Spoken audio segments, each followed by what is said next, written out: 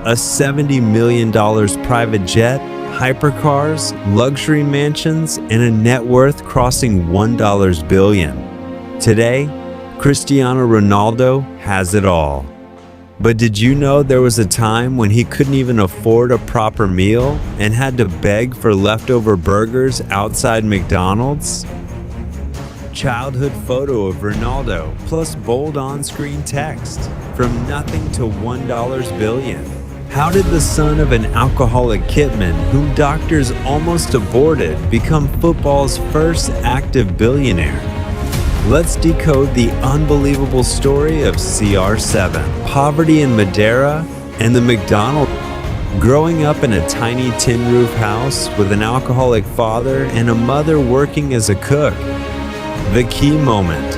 After late night training, young Ronaldo would go to the back door of McDonald's, begging for unsold burgers from a staff member named Edna. 2. Moving to Lisbon and the heart condition. Leaving home at 12, moving alone to Sporting CP's academy, where kids mocked his Madeiran accent. The career-threatening obstacle. At 15, he was diagnosed with a racing heart, tachycardia. Given the choice to quit or risk surgery, he had laser heart surgery and was back on the field training just 2 days later. 3. Sir Alex Ferguson and unmatched work ethic. A friendly match against Manchester United where his raw speed impressed Sir Alex Ferguson so much that United signed him immediately. Obsessive work ethic.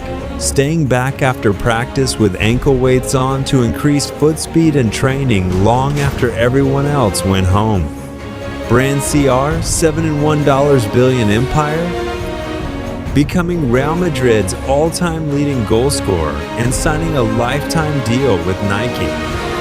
The empire. Building a business empire beyond football hotels.